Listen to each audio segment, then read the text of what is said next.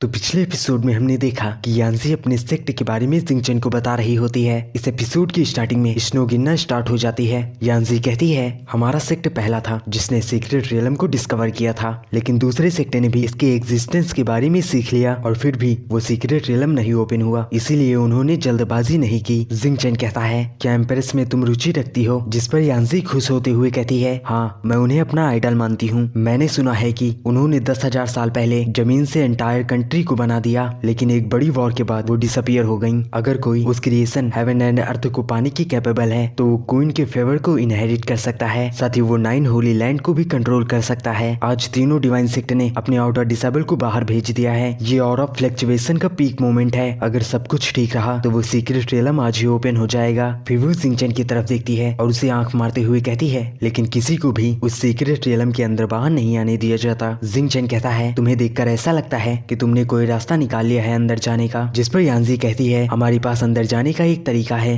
हमें snow lotus token मिला हुआ है जिसे हम पास की तरह यूज कर सकते हैं। ये आइटम हमें अंदर की ठंडी से बचाएंगी, वरना अंदर की ठंडी हवाओं से गोल्डन इमॉर्टल भी नहीं बचा सकता। जिस पर जिंगचन कहता है क्या वो इतना ज्यादा ठंडा है। यांजी कहती है हाँ, अगर आउटडोर डोमेन को इनर डोमेन से कंपेयर करें तो यहाँ टहलना जैसे स्प्रिंग गार्डन में टहलना है। इनर डोमेन किलर मशीन की तरह है, पास के बिना तुम इसके अंदर कभी नहीं जा सकते। जिंगचन कहता है क्या वेनरेबल रियलम कल्टीवेटर भी उस ठंड का सामना नहीं कर सकता। जिस पर यांजी कहती है तुम उस ठंड को कमाक रहे हो, एम्पेरिक रियलम वाला भी उसका सामना नहीं कर सकता। जिसे सुनकर जिंगचन सोचने लगता है मुझे यहाँ से भाग लेना चाहिए, वरना अभी भी जो लाइफ मुझे मिली है वो वापस से चली जाएगी। तभी यांजी क्रिंजी से स्माइल देते हुए जिंगचन की पीठ पर जोर से हाथ मारती है, जिससे जिंगचन की तो जान ही निकल जाती है। साथ ही वो जिंगचन से कहती है चिंता मत करो, मैं अपने दम पर जाऊंगी और अपने फ्रेंड को बाहर छोड़ दूंगी। फिर वो जिंगचन की तरफ उसी टोकन को फेंकती है। जब जिंगचन उसे देखता है तो वो वही लोटस टोकन होता है। यांजी कहती है मेरे पास बैकअप के लिए एक और टोकन था तो तुम इसे रख सकते हो। जिंगचन कहता है क्या ये तुम मुझे दे रही हो, इसी पास की वजह से सीक्रेट रियलम में अंदर जाया जा सकता है। माय लेडी, ये मेरे लिए रिस्पेक्ट की बात है।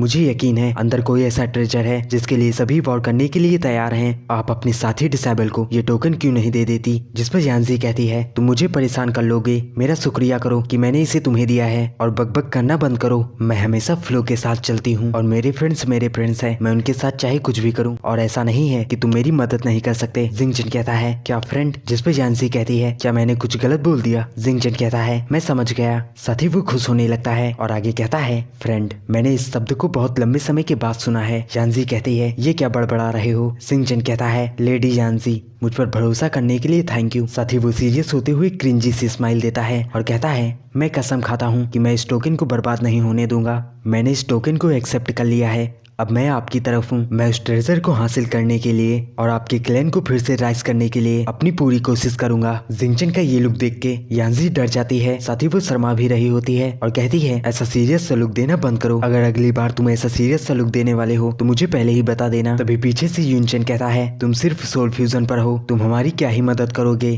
तुम सिर्फ हमें नीचे से खींचोगे। पीछे से फेंग भी कहता है मैं झूठ नहीं बोलना चाहता बच्चे, लेकिन हम भी मार्शल किंग लेवल पर हैं, लेकिन सीक्रेट रियलम के अंदर जाने के बाद हमें भी परेशानी होती है, तुम्हें इसके बारे में थोड़ा और सोच लेना चाहिए। जिस पर जिंगचन उससे कहता है चिंता ना करे ब्रदर फेंग, मैं किसी को नीचे नहीं गिराऊंगा। युनचन ये देखकर गुस्से में आ जाता है कि जिंगचन उसे इग्नोर कर रहा है। वो जिंगचन के कंधे पर हाथ रखता है और उससे कहता है हे बच्चे, मैं शुरुआत से देख रहा हूँ कि तुम मुझे इग्नोर कर रहे हो। जिंगचन उसकी तरफ देखने लगता है कि तभी वहाँ की जमीन हिलने लगती है। युनचन कहता है क्या ये अर्थक्वेक है। जिस पर जिंगचन कहता है ऐसा लगता है कि ये स्पिरिचुअल पावर फ्लक्चुएशन है, क्या स्पिरिट पल्स रिएक्ट कर रही है। फेंग कहता है पूरा माउंटेन रेंज हिल रहा है, ऐसा लगता है कि ये किसी बीस्ट की दहाड़ है। फेंग कहता है माउंटेन ही नहीं हिल रहा, पूरी जमीन भी हिल रही है और साथ ही स्पिरिचुअल एनर्जी भी इकट्ठा हो रही है। वही यांजी के पैरों के पास दिखाया जाता है जहाँ से स्पिरिचुअल एनर्जी निकल रही होती है, जिसे देखकर यांजी कहती है कि ये प्योर स्पिरिचुअल होली एनर्जी है, ये ठंडा भी है और गर्म भी। सीक्रेट रियलम यहाँ ओपन हो रहा है। तभी किसी की हंसने की आवाज आती है और वो कहता है तो ये फाइनली ओपन हो रहा है, मैंने इसका बहुत लंबे समय से इंतजार किया है। जिसे सुनकर युनचन कहता है ये तो दूसरे डिवाइन सेक्ट हैं जो अपना मूव चल रहे हैं। फेंग उस डिमोनिक बीस्ट को देखकर कहता है ये कितना बड़ा है,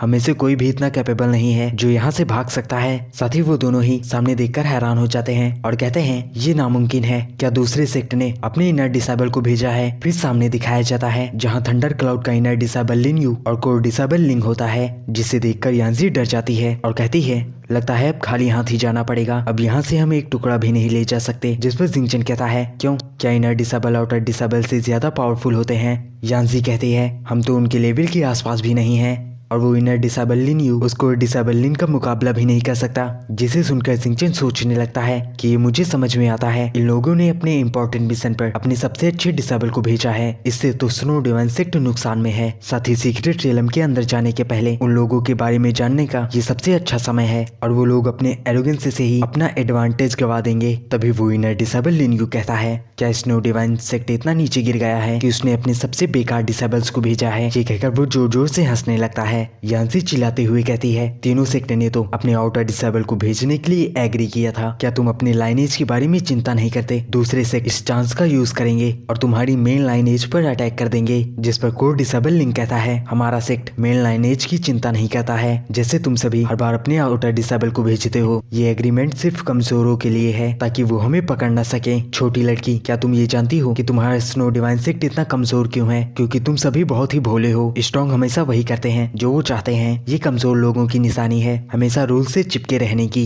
जिस पर यांजी कहती है लेकिन फिर भी तुम सभी इनर डिसेबल होने के बाद भी हमारा पीछा कर रहे थे, इस बात के लिए तुम्हें शर्मानी चाहिए। जिसे सुनकर लिन यू गुस्सा हो जाता है और अपनी पावर को रिलीज करने लगता है। लिन यू की पावर को देखकर जिंगचन कहता है ये तो वेनरेबल रियलम पर है। वहीं युनचन और फेंग उसकी पावर के प्रेशर से नीचे गिर जाते हैं। युनचन कहता है मैं अपनी किसी भी स्किल का यूज नहीं कर सकता, उसने हमें अकेले ही डाउन कर दिया। दूसरी तरफ यांजी उसकी पावर से नीचे गिरने लगती है, जिसे जिंगचन अपने हाथ से सहारा देते हुए उसे नीचे गिरने से बचा लेता है। यांजी कहती है मैंने तुमसे पहले ही कहा था अगर तुम ऐसा कुछ करने वाले हो तो मुझे पहले ही बता देना। तभी वो सभी ऊपर देखने लगते हैं जहाँ पर एक बड़ा सा फ्लाइंग बीस्ट होता है। उसके ऊपर से आवाज आती है लिन यू मेरे दोस्त, क्या तुम मेरे डिसेबल को बुली कर रहे हो। तुम इस गॉड आइलैंड पर हमारा नाम खराब कर रहे हो क्योंकि तुम्हें लगता है कि तुम्हारा मुकाबला कोई नहीं कर सकता। लिंग कहता है स्नो डिवाइन सेक्ट के रीइंफोर्समेंट उनके सिवा और हो ही कौन सकता है। स्नो डिवाइन सेक्ट के कोर डिसेबल जॉ कुन कुन और बुयू। और यहीं पर ये एपिसोड समाप्त हो जाता है।